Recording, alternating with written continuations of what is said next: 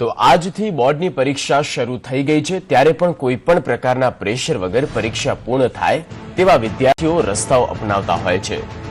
આવા સમય લોભિયા હોય ત્યાં ધુતારા ભૂખે મરતા નથી તેવો કિસ્સો સામે આવ્યો। વડોદરામાં હાલોલમાં સિદ્ધ કરેલી પેન વેચનારા અનોખા બાબાનો પર્દાફાશ થયો છે। આ બાબાએ પરીક્ષાર્થીઓને ઠગવા માટે ₹5ની પેન ₹1900માં વેચી અને સિદ્ધ કરેલી પેનથી પરીક્ષામાં પાસ થવાની ગેરંટી આપતો હતો। સાથે જ પાસ ન થાય તો ₹1900 પાછા આપવાની પણ ગેરંટી આપી। બાબાએ આ પ્રકારની પત્રિકાઓ છપાવીને અઢળક રૂપિયા પણ ભેગા કર્યા હોવાનું બહાર આવ્યું છે।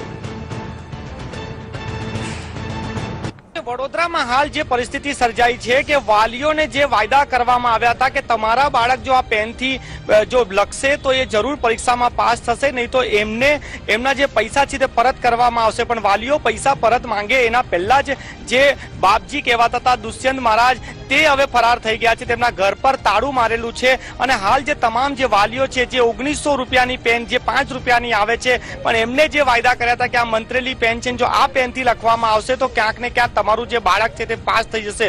સોશિયલ મીડિયા પર તેમનો પ્રચાર કરવામાં આવ્યો તો પત્રિકા વેચવામાં આવી હતી ને એમાં ક્યાંક ને ક્યાંક જે વાલીઓ હોય છે એમના બાળકના ભવિષ્ય માટે ક્યાંક ને ક્યાંક મંત્ર તંત્રના ચક્કરમાં પડીને ₹1900 જેવી મોંઘી કિંમતની પેન અહીંયા ખરીદી છે। કહેવત ઘણી જૂની છે કે જ્યાં લોભિયા હોય ત્યાં ધુતારા ભૂખે નથી મરતા ને આવા ધુતારાઓ ક્યાંક ને ક્યાંક લોકોના પૈસા લઈને હાલ ફરાર થઈ ગયા છે। અહીંના જે સ્થાનિક લોકો છે તે હવે શું કહે છે તેમની સાથે વાત કરીશું। શું કહેશો આ ઘટના બાદ?